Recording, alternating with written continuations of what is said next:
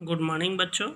हम लोग देख रहे थे इसमें इस रीति से संबंधित सावधानियां देख रहे थे। तो आप लोग को मैं बतला दिया, गुण बतला दिया, दोष बतला दिया। अब इसमें हम लोग देखेंगे रीति से संबंधित सावधानियां देखेंगे। तो पहला, अनुसंधानकर्ता को व्यवहार कुशल होनी चाहिए जिससे वह सूचना देने वाले का सहयोग व विश्वास प्राप्त कर सके। तो इस प्रकार से जो विश्वास करता, जो अनुसंधान जो करता है वो कम से कम अपने आप को कम से कम सतर्क, होशियार व्यक्ति, जो इनका भाषा स्पष्ट हो, कुशल हो, उसी व्यक्ति को आपको जब पूछने में आपको उत्तर मिल जाएगा, ऐसा करके इसमें बताया गया है। प्रश्न संख्या में कम, सरल, स्पष्ट और ऐसे होनी चाहिए जिससे उत्तर देने वाले को बुरा ना लगे। तो आप लोग ऐसे टाइप से आपको उत्तर ढूंढना है, जिसमें उत्तर बनाना है, प्रश्न बनाना है, क्वेश्चन बनाना है कि सामने वाले को जो क्वेश्चन पूछोगे उसमें बुरा नहीं होना चाहिए। उसी प्रकार तीसरा देखते हैं, संदेहास्पद उत्तरों की सत्यता जांचने के लिए ऐसे प्रश्न पूछे जाने चाहिए जिससे उत्तर की सत्यता की जांच हो, ऐसा करके हो सके, ऐसा करके इसमें बतलाया गया है। खोजकर्ता को पक्षपात नहीं करना चाहिए। जांचकर्ता को संबंधित क्षेत्र के बारे में पूरी जानकारी होनी चाहिए। जब आप लोग जाओगे चेक करने के लिए, जांच करने के लिए, तो आपको कम से कम स्पष्ट जानकारी होनी चाहिए। अब देखते हैं हम लोग, ये तो प्रत्यक्ष रीति का हो गया है ना। अब हम लोग देखेंगे अप्रत्यक्ष मौखिक अनुसंधान। मौखिक अनुसंधान में क्या होता है उसको देखेंगे। तो इसमें हम लोग देखते हैं अप्रत्यक्ष मौखिक अनुसंधान में समस्या से संबंधित रीतियों से प्रत्यक्ष रूप से जानकारी नहीं ली जा सकती। प्रत्यक्ष रूप से जैसे पहले हम लोग प्रत्यक्ष रूप में किए थे, ये अप्रत्यक्ष है तो इसमें जानकारी नहीं ले सकते हैं, ऐसे करके इसमें बतलाया गया है। तो बल्कि समस्याओं से संबंधित व्यक्तियों से अप्रत्यक्ष रूप से जानकारी एकत्रित की जाती हैं। जैसे किसी ग्राम में ऋणग्रस्तता की जानकारी सीधे ऋणी व्यक्ति से न ली जा करके इनके संबंध में सहकारी समिति, महाजन, साहूकार, ग्राम के नेता एवं अन्य संबंधित इकाइयों से मौखिक पूछताछ की जा सकती हैं। कभी कभी खोज से संबंधित व्यक्ति से अप्रत्यक्ष प्रारूप के रूप में पूछकर भी जानकारी प्राप्त किया जा सकता है। मतलब इसमें बोले जा सकते हैं कि हम समिति के माध्यम से, साहूकार ग्राम में रहते हैं, ग्राम के नेता रहते हैं, उससे हम लोग जानकारी प्राप्त कर सकते हैं, ऐसे करके इसमें बतलाया गया है। अब हम लोग आगे देखते हैं इसमें, तो गुण हैं, देखते हैं। इस रीति के प्रमुख गुण निम्नलिखित हैं। यह रीति विस्तृत क्षेत्र के अनुसंधान के लिए उपयुक्त है। विस्तृत क्षेत्र मतलब बड़े जो क्षेत्र रहता है उनके लिए उपयुक्त है। इस रीति, दूसरा नंबर देख लेते हैं, इस रीति के द्वारा कम व्यय पर भी शीघ्रता से कार्य कर लेते हैं। कम जो व्यय रहेंगे, क्योंकि ये दूर से हम फ़ोन के माध्यम से हो सकता है, इंटरनेट के माध्यम से हो सकता है, तो हम दूर से भी इसको कम खर्च में लिए जा सकते हैं। तीसरा नंबर देखते हैं, इस रीति में विशेषज्ञों का परामर्श भी हो सकता है। मतलब एक प्रकार से क्या है, निर्देशन परामर्श जो रहते हैं, सलाह दे सकते हैं। परामर्श का मतलब होता है, मतलब परामर्श का मतलब है एक सहायता दे सकते हैं जिससे निष्कर्ष निकालने में सुविधा होती है। चौथा नंबर देखते हैं, इस रीति के निष्कर्षों पर जांच करने वाले के पक्षपात का प्रभाव नहीं पड़ता। जो जांच कर रहे हैं उनका पक्षपात नहीं हो सकता, क्योंकि वो दूसरे व्यक्ति सूचना देंगे तो उसमें पक्षपात की संभावनाएं कम रहती हैं। इस रीति की सहायता से गुप्त सूचना भी एकत्रित की जा सकती हैं। जो गुप्त जो सूचनाएं रहते हैं वो भी एकत्रित किया जा सकता है, ऐसा करके इसमें बतलाया गया है। अब दोष में देखते हैं, गुण तो पता लग गया, अब इसका दोष क्या होगा। दोष के मतलब होता है क्या है इनका, अगर ये इस प्रकार से हम लोग करेंगे तो इसमें क्या अपने को तकलीफ होगा, दोष होगा। तो इसमें हम लोग देखते हैं, इस विधि से संबंधित व्यक्ति की सही राय जानना कठिन है, क्योंकि संबंधित व्यक्ति का जानकारी ले रहे हैं तो इस रीति का क्या है, थोड़ा सा दूसरा जानकारी देंगे तो थोड़ा सा तकलीफ होगा। दूसरा नंबर देखते हैं, अप्रत्यक्ष रूप से सूचना देने वाले व्यक्ति सावधानी से सूचना नहीं देते, है ना। क्योंकि वे समस्या से प्रत्यक्ष रूप से संबंधित नहीं हो सकते, क्योंकि वो दूसरा व्यक्ति से अपने को सूचना प्राप्त करना है तो हो सकता है इधर उधर की भी अप्रत्यक्ष रूप से सूचना दे सकते हैं, ऐसे करके इसमें बतलाया गया। अब हम लोग देखते हैं तीसरा नंबर देख लेते हैं। इस प्रकार की खोज में अधिक शुद्धता की आशा नहीं की जा सकती। सही बात है, इस प्रकार की जो खोज रहेंगे उसमें थोड़ा से समस्याएं होंगी, ठीक है, सूचना सही ढंग से नहीं मिल पाएंगे। जो सूचनाएं संकलित की जाती हैं उनमें त्रुटियों की संभावनाएं बनी रहेगी। सही बात है, वो हो सकता है कि ग्राम में एक दूसरे से नहीं जमेगा तो गलत सूचना भी दे सकते हैं। अतः इस सूचनाओं के प्रति अविश्वास भी रहता है। तो इस प्रकार से हम बोल सकते हैं कि इसमें अप्रत्यक्ष जो रहते हैं अनुसंधान में मौखिक रूप से हैं तो उसमें ये सावधानियां अपने को बरतनी पड़ेगी, ऐसा करके इसमें बताया गया है। चलो आगे देखते हैं। इस रीति से संबंधित सावधानियां देख लेते हैं। तो इसमें पहला है संबंधित तथ्यों की पुष्टि आवश्यक है। संबंधित जो व्यक्ति रहेंगे उनका पुष्टि करना क्या है, आवश्यक है। संबंधित व्यक्ति को समस्या की पूरी जानकारी होनी चाहिए। जो ऐसे व्यक्ति से अपने को सूचना लेना है जो उस समस्या के बारे में समझ रहे हैं, ऐसा करके इसमें बताया है। तीसरा नंबर देखते हैं, पक्षपात नहीं होनी चाहिए। जब हम लोग ये जो व्यक्ति को बतलाएंगे ऐसे व्यक्ति से अपने को सूचना प्राप्त होना चाहिए कि वो ग्रामीण क्षेत्र में अधिकतर जोर से क्या है ईर्ष्या भावना के कारण एक दूसरे से दूरी के कारण ये सब चीज़ उत्पन्न होते हैं, तो पक्षपात नहीं होना चाहिए। सूचना देने वाले की मानसिक स्थिति ठीक होनी चाहिए। तो आप लोग जैसे सूचना लेना चाहते हो उसका मानसिक स्थिति ठीक होनी चाहिए, ऐसे करके इसमें बतलाया गया है, ठीक है। अब उसके बाद देखते हैं सूचना देने वाले की संख्या पर्याप्त होनी चाहिए। जब चयन करोगे तो एक ही का सही है गलत है ऐसे आकलन करने के लिए आपको 2-3 व्यक्तियों से सूचना प्राप्त करना है, ऐसे करके इसमें बतलाया गया। तीसरा नंबर देखते हैं, स्थानीय संवाददाताओं द्वारा आंकड़ों का एकत्रीकरण करना।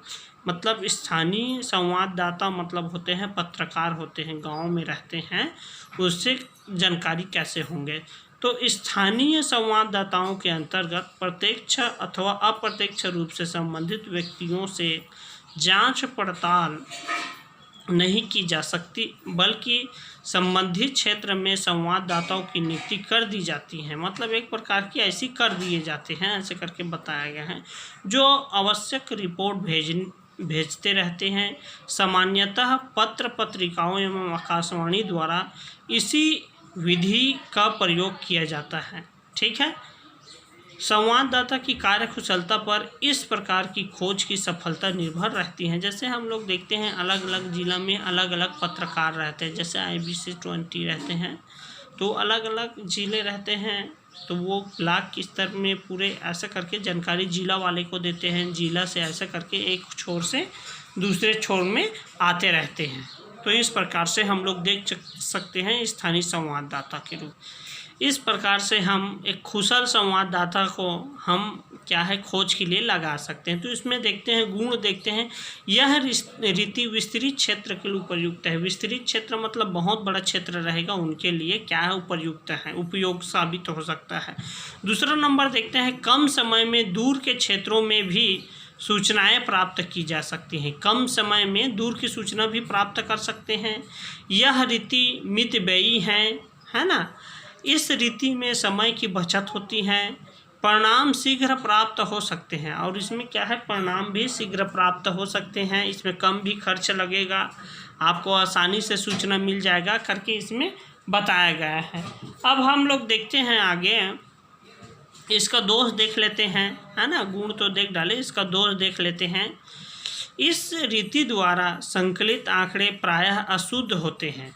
शुद्ध भी नहीं हो सकता क्योंकि ये दूसरे द्वारा दिया जाता है, तो इसमें शुद्ध की अनुमान नहीं लगा सकते, क्योंकि अधिकांश सूचनाएं अनुमान के आधार पर प्रेषित की जाती हैं।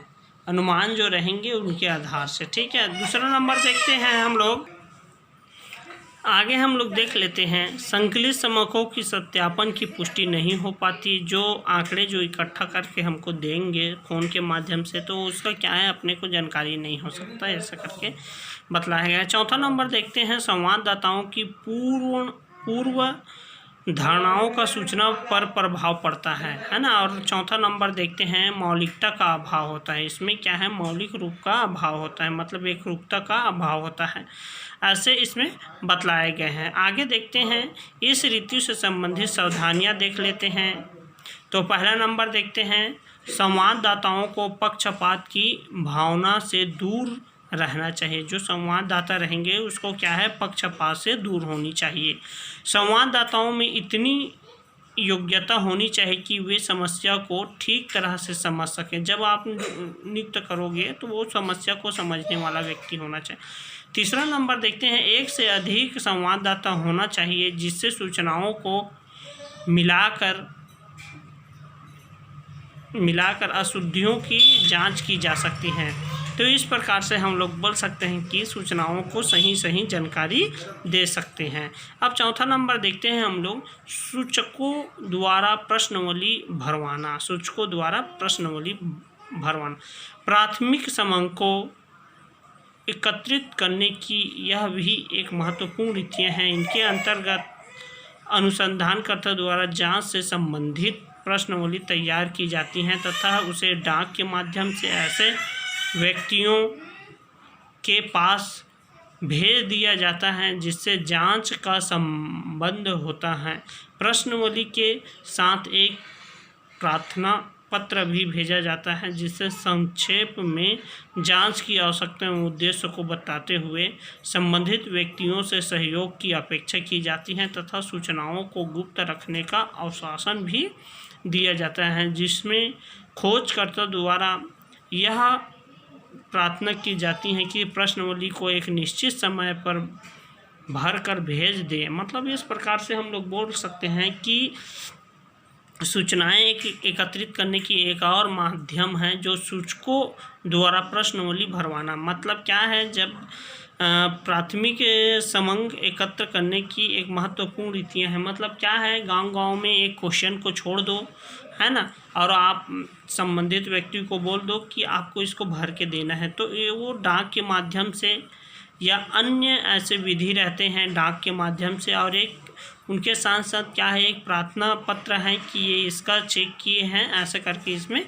मतलब डाले जाते हैं। तो इसके माध्यम से भी हम अच्छे तरीक़ा से अपने जो एक प्रश्नावली को तैयार कर समय के अनुसार भेजे जा सकते हैं। तो इसका देखते हैं हम लोग, गुण देखते हैं। पहला, यह रीति उस दशा में उपयोगी हैं जहां अनुसंधानकर्ता का क्षेत्र इतना व्यापक हो कि व्यक्तिगत संपर्क संभव नहीं है। मतलब व्यक्तिगत संपर्क नहीं हो, ऐसी जगह के लिए ये उपयुक्त है, ऐसे करके इसमें बतलाया गया। आगे हम लोग देख लेते हैं, इस रीति के द्वारा कम व्यय पर किंतु शीघ्रता से सूचना एकत्रित की जा सकती है। कम समय लगेगा, खर्च भी कम लगेगा, लेकिन सूचना तुरंत प्राप्त हो सकता है। इस विधि में संबंधित व्यक्तियों द्वारा ही सूचना दी जाती है, अतः अशुद्धि की संभावना कम रहती है, क्योंकि वो संबंधित व्यक्ति जो चयन किए रहोगे उसी के द्वारा। ग्रामीण क्षेत्र में देखेंगे तो हम लोग सरपंच के द्वारा भरवा सकते हैं, तो वो गलत जानकारी नहीं दे सकते हैं ना। समूह के द्वारा ले सकते हैं, है ना, और आंगनबाड़ी से ले जा सकते हैं। ऐसे अनेक प्रकार की सुविधाएं हैं जिससे अपने को जानकारी ले सकते हैं। ठीक है, चौथा नंबर देखते हैं, इसमें इस विधि में समय तथा शक्ति की बचत होती है। समय भी बचेगा आपको और शक्ति भी बचेगा। इसका दोष देख लेते हैं। पहला देखते हैं, इस रीति का सबसे बड़ा दोष यह है कि अधिकांश व्यक्ति प्रश्नावली ही वापस नहीं करते। ऐसे बहुत सारे व्यक्ति रहते हैं जो इसको वापस नहीं करते, जो प्रश्नावली रहते हैं उसको वापस नहीं करते। ठीक है, उसके बाद देखते हैं इस रीति का सबसे बड़ा दोष, तो ये हो गया। दूसरा नंबर देखते हैं, इसमें प्रश्नों के जो उत्तर दिए जाते हैं वे प्रायः अपूर्ण या जटिल होते हैं। तो ऐसा कोई व्यक्ति रहेगा जो आप निर्धारित व्यक्ति करोगे तो वो कुछ प्रश्न को छोड़ भी देंगे और कुछ प्रश्न में जटिल है करके ऐसे करके सूचना देंगे। चौथा नंबर देखते हैं, खोजकर्ता के स्वयं न होने के कारण कभी कभी प्रश्न ठीक से समझने नहीं जा सकता और न ही सही उत्तर प्राप्त किया जा सकता। मतलब एक प्रकार से बोल सकते हैं कि उत्तर सही नहीं हो सकता है और प्राप्त करने में भी थोड़ा सा कठिनाई होता है। यदि सूचना देने वाले में पक्षपात की भावना हो तो निष्कर्ष गलत भी हो सकता है। सही बात है, निष्कर्ष भी गलत हो सकता है, ऐसा करके इसमें बताया गया है। ठीक है, इस रीति से संबंधित सावधानियाँ देख लेते हैं। क्या क्या सावधान है? सूचना देने वाले की सद्भावना एवं सक्रियता, सहयोग की भावना उसमें होनी चाहिए। दूसरा नंबर देखते हैं, प्रश्न कम, सरल व स्पष्ट होनी चाहिए जिससे वो आसानी से उत्तर दे सकते हैं। सूचना देने वाले को सरल भाषा के द्वारा समझाकर उनका सक्रिय सहयोग प्राप्त करना चाहिए। चौथा नंबर देख लेते हैं इसमें, सूचना देने वाले में पक्षपात की भावना नहीं होनी चाहिए। कम से कम समय में सूचना प्राप्त करने का प्रयास होना चाहिए।